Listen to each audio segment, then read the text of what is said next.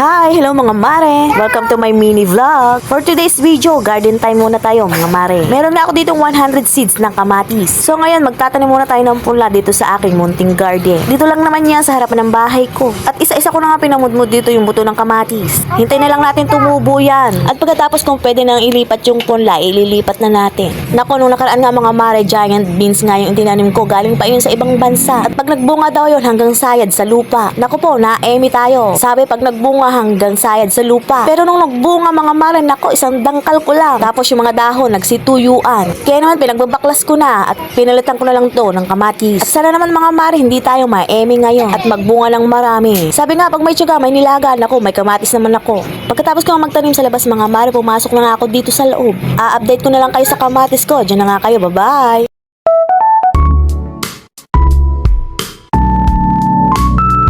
Hi! Hello mga mare! Welcome to my mini vlog!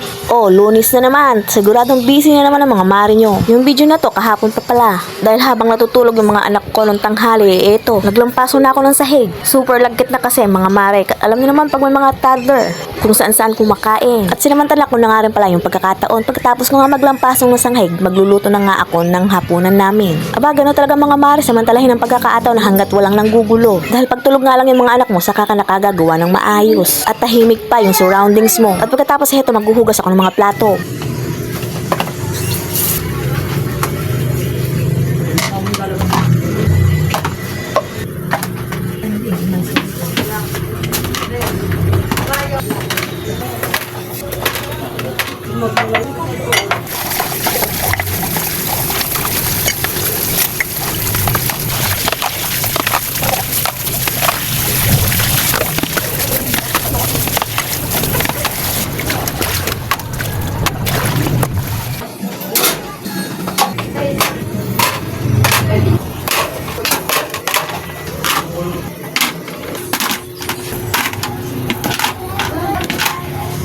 Libang na libang talaga ako pag nagsasalansan ng mga plato dito sa dish rack cabinet ko. Sabihin nyo nang mababaw ang kalagayahan ko mga mare. Pero yun ang gusto ko eh. O siya mga mare, patapos na nga itong video ko at kung di ka pa nakakapag-follow, mag-follow ka na. Diyan na nga kayo, bye-bye!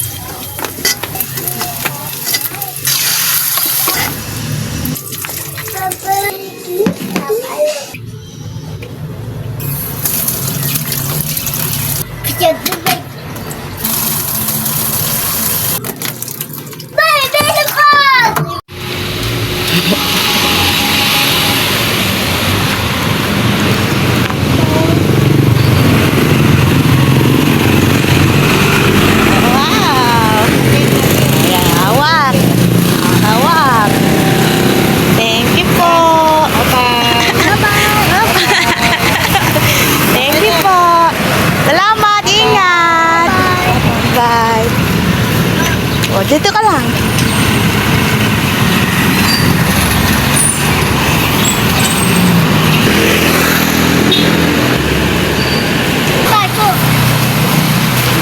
Dito.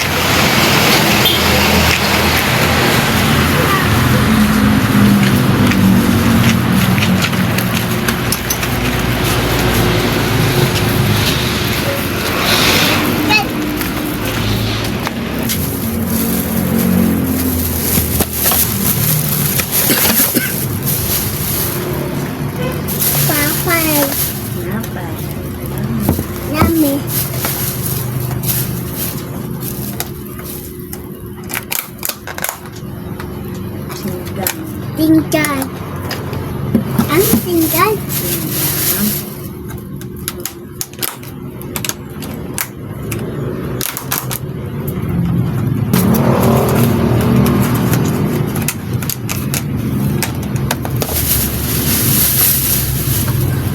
Daming ulam. Salamat po sa ulam. Tapos na muna. Tsaka sa tinapay. Si Papay. Lechon manok pa. Manganok ko pa. Tapos, Ato. may siopaw. Tapay. Siopaw.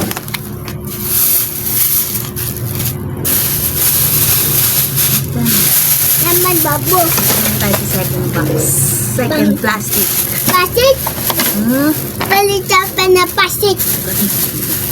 Pasit.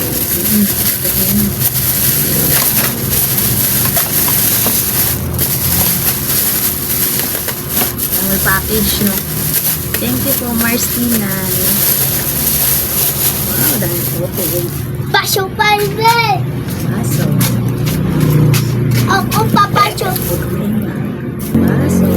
Ini pa papa. Baso. Pato, baso. Wow, blue. Malaki. Basta. Mama dati malaki. Oh, laki. Malaki. Ito. Laso. Lato. Malaki. Isa. Malaki. Tata yung malaki. Wow, may chopstick. Di pa ako marunong mag-chopstick eh. Paano ba? Malaki. Wala. Hindi marunong. Ano lang? Oy, kutsara. Marami na kaming kutsara.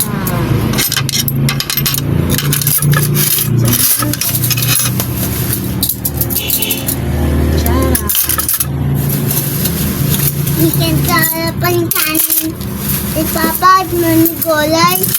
Thank you. Teka po. Thank you po, Ninang. Teka po, Ninang. Thank you po. Thank you, Thank you Mars. po. Salamat. Ika na. Wait lang. Pasok. Medyo mo. Papay.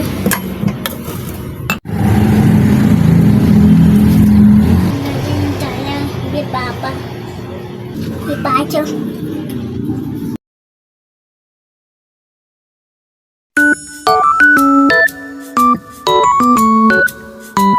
O ano pang gagawin? Magkakape na naman tayo ngayong hapon. Sinamantala ko na naman kasi ang pagkakataon habang nasa labas yung bunso ko naglalaro at habang may nagbabantay na din. Aba, ganyan lang naman tayo mga nanay na nanamantala hanggat may pagkakataon at habang may nagbabantay sa mga anak natin. Habang nagpainit na ako ng tubig para sa kape ko, eto pumasok na ako sa kwarto namin para magwalis, magtiklop at maglampaso. Syempre may isang supervisor na nakabantay sa akin. Tutulong nga daw siya kuno. Pinagpag ko nga pala muna yung mga kutsyon at binalagyan ko na nga ng mga bedsheet. At ito nga yung pangalan ko, iniwanan ko nga muna saglit at sanabi ko mag-ayos siya ng sapatos dito sa taas. At tingnan nyo mga mahari, nag-aastang vlogger din. Talagang mana-mana na. Nakikita niya kasi ko araw-araw na nagbi-video habang gumagawa dito sa loob ng bahay. Kaya ayan, palipat-lipat na ng camera. By the way mga mare, kung napapansin nyo nga yung kutsyon namin ay wala ngang foam cover. Nabaha kasi yan dati mga mare nung umabot hanggang dibdib yung baha dito sa loob ng bahay namin. Kaya pinagtatanggal ko yung mga foam cover dahil nga napakaputik na at ibinalad ko na lang tong mga kutsyon. Pag nga may sumobra sa budget, tsaka na lang mabibilan. Medyo pricey din kasi yan mga mare, lalo na't mga foam cover. Anyways, nag-umpisa na nga rin ako maglampaso dito sa loob ng kwarto namin. Pinahawak ko nga lang yung camera dito sa panganay ko kaya malikot. Tapos nung matapos na ako sa bandang side na yun, inilagay ko na dito sa taas. O diba, ang sarap maglinis pag walang nang gugulo. Mabilis kang makakatapos. Ganyan nga madalas yung ginagawa ko pag may nagbabantay at may nag-aalaga dito sa bunso ko. At eto, sakto, pauwi na yung bunso ko. Tapos na yung mga gawain ko dito sa loob ng bahay. Aba, pwede na silang magkalat ulit. O siya mga mare, patapos na nga itong video ko at kung di ka pa nakakapag-follow, mag-follow ka na. Magkakape muna ako, dyan na nga kayo. Bye-bye!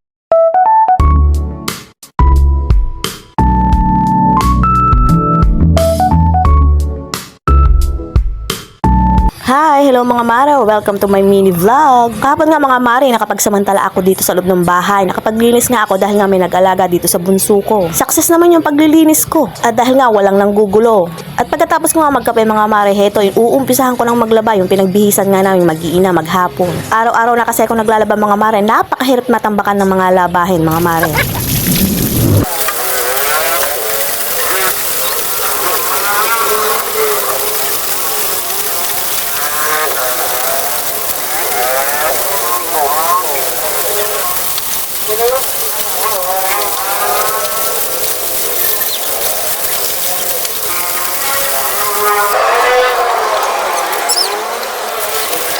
O diba, konting mekos-mekos lang tapos na. Saan ka pa? Ibinabad ko nga muna yung saglit sa Fabcon tapos pinakain ko tong mga bata. At habang kumakain yung mga bata sa loob, lumabas nga ulit ako. Para nga isampay ulit tong mga nilabhan ko kanina. Yung panganay ko kasi mga mare, hinahayaan ko na nga kumain ng sarili niya. Para naman hindi masanay na laging nakadepende sa akin. Konti lang naman tong mga mare nilabhan ko dahil binagbihisan nga lang namin maghapon. Kaya saglit lang naman ako. Baka sabihin nyo kasi ang bilis kong maglaba. O di nga ba? Pero parang ganun na nga din. Kinusot-kusot ko naman ng maigay, mga mare, yain na, pambahay lang naman. Mayat maya kasi nagbibihis yung mga anak ko. O siya mga mare, patapos na nga itong video ko at kung hindi ka pa nga nakakapag-follow, mag-follow ka na. Baka naman, pwede mong paki-heart dyan. O siya, dyan na nga kayo, bye-bye!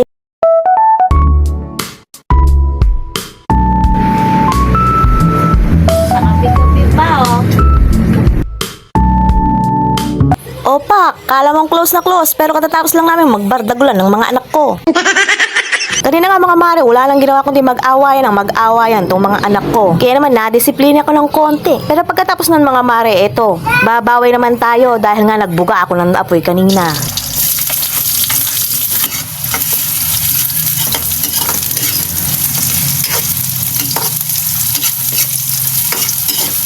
Pagluluto ko nga sila ng spaghetti, paborito ko nila to. Nauna ko lang ang pinirito yung hotdog mga mare kasi yun lang ang magiging sahog natin. Tapos isinunod ko ng iginisa yung sibuyas. Pagkatapos isinunod ko na nga rin tong spaghetti sauce. O diba, dalawang ingredients lang makakaluto na ng spaghetti. Tapos inilagyan ko na nga nitong secret recipe ko, Chef Yarn.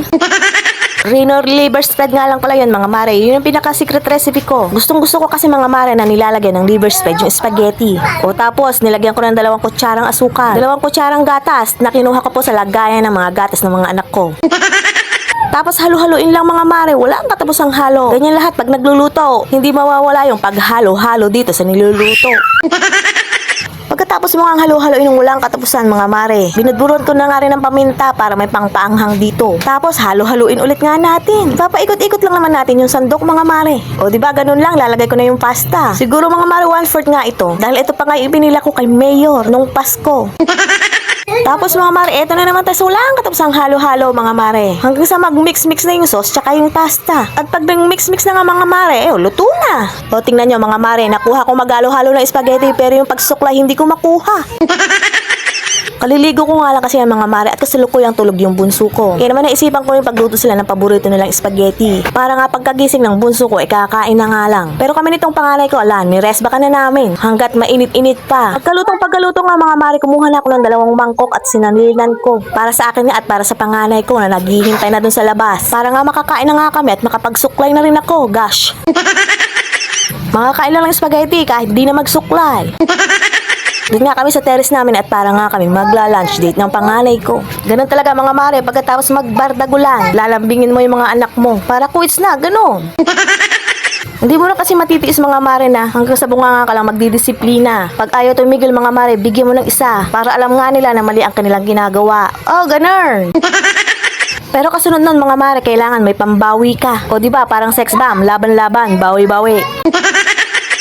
Habang tinitingnan ko nga mga mare yung anak kong kumakain, talagang maligayang-maligaya ako dahil alam kong nasasarapan siya sa luto ko. Lahat nga ng mga niluluto ko mga mare, kinakain ng mga anak ko. Pinalalaki ko kasi sila na huwag magsilan sa mga hinaharap kong pagkain sa kanila. Bagkus pasalamatan nila kung anong meron sa lamesa. At heto mga mare, napahirit pa ng isa yung panganay ko, talagang sarap na sarap. Tapos inilabas ko na nga rin yung kalahating coke, naghati pa kami dyan. O siya mga mare, dyan na nga kayo, bye-bye!